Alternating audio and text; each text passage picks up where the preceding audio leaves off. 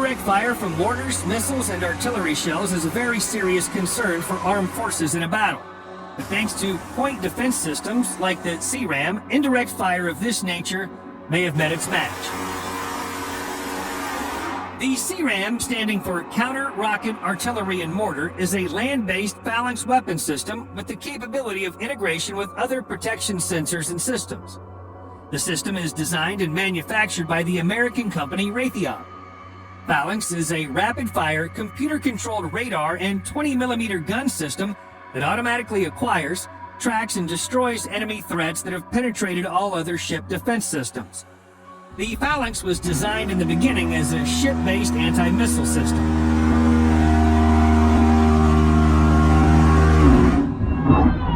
The Centurion weapon system mission represents a revolutionary approach to countering insurgent activities by intercepting rockets, artillery, and mortar rounds in the air before impact, thereby reducing or eliminating any damage they might cause.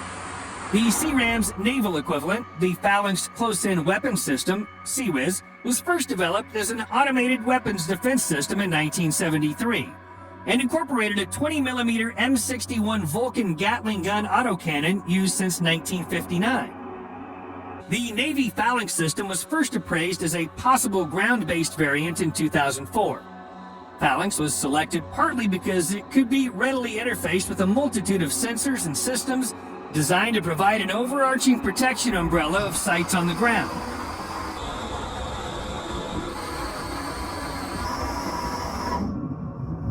In its land-based configuration, the Land-Based Phalanx Weapon System, LPWS system, is mounted on a wheeled platform in order to provide enhanced stability on site and mobility for repositioning and deployment. The Centurion CRAM can, for example, be mounted on a trailer or the rear side of the Oshkosh truck. In October 2008, Raytheon and Oshkosh unveiled the Mobile Centurion, which mounts the system on a hybrid electric heavy expanded mobility tactical truck. The first battle-ready CRAM system was deployed to Iraq in 2010 in order to protect the Green Zone, an area in Baghdad used as an American embassy. Trials of this system showed that it was capable of knocking out 70 to 80% of rockets and mortar shells fired within its area of control. The CRAM system has successfully intercepted hundreds of rockets and mortar shells fired at the Green Zone, thereby proving the system's capability as a defensive system.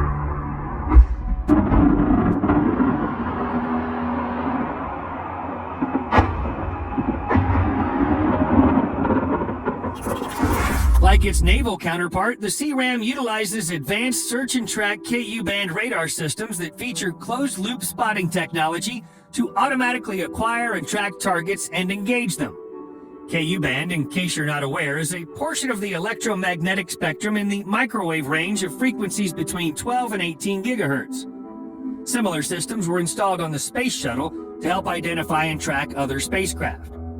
The system can also be integrated with an array of other sensors and systems to help provide an overarching protective umbrella to protect a given location on the ground. The weapon's primary armament is the 20mm Vulcan Gatling gun. It consists of 6 optimized barrels augmented with forward-looking infrared sensors. The barrels are secured together at the muzzle, mid-barrel, and breech to provide enhanced accuracy and enable fire to constrain shot dispersion patterns. The M61 is a hydraulically, electrically, and pneumatically driven, air-cooled, electrically fired Gatling gun rotary cannon that's been used in one form or another on various fixed-wing military aircraft, tanks, and ships for over 5 decades. It was originally produced by General Electric. The U.S. Army also uses the M61 in the M167 and M163 air defense systems as the primary gun system on the F-15, F-16, and F-18 fighters of the United States Air Force. The gun is also used as the tail gun on the B-52H bomber, while a lightweight variant is used on the F-22 Raptor fighter. But all that firepower is also half the story. If you can't track and accurately put the cannon rounds in the right place at the right time, you basically have a fancy piece of pyrotechnics. This is achieved through the combination of advanced sensors that enable the CRAM to simultaneously search, track, engage incoming targets, and prioritize targets and make kill assessments in both daytime and nighttime. CRAM's Ku-band radar system enables the weapon system to detect potential threats early in their flight and then pass on their trajectory and vector data to the system's tracking algorithms only when it judges them to be a real and present danger. Target tracking and engagement is further enhanced by a sophisticated thermal imaging system to help improve targeting.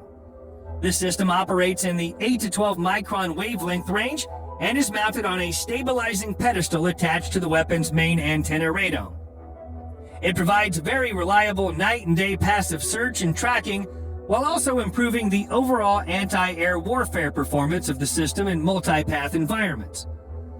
Other tracking systems integrated into the Centurion CRAM system include Northrop Grumman's AN/TPQ-36 short-range firefinder radar and the lightweight counter-mortar radar to detect and track fired rounds.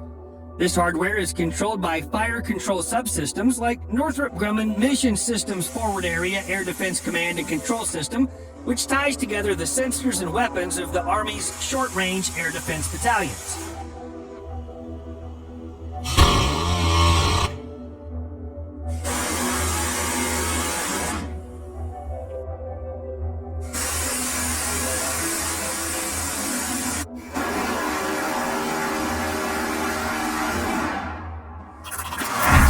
As you might expect, such a sophisticated piece of kit does not come cheap.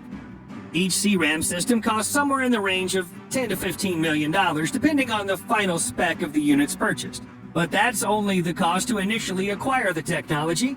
With such a massive rate of fire, this unit literally burns through bullets. Depending on the number of munitions spent, a typical engagement with a single missile could range between $30,000 to $60,000. Some other estimates put the figure at around $40,000 per missile. This is not only costly from a material point of view, but is also one of the main disadvantages of the system. By spending so much on ammo on a single thread, a limited ammunition supply will theoretically limit the number of threats that the unit can engage at a given time. By some estimates, this might mean that the Centurion CRAM might have a maximum anti-ram cap of about 5 incoming rounds before needing to be reloaded.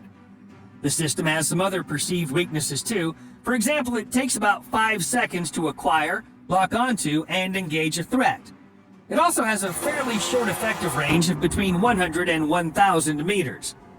These weaknesses aside, it's shown itself to be one of the most effective anti-missile, mortar, and artillery defense systems in the world. For this reason, it'll likely remain an important player for many armed forces around the world for many years to come.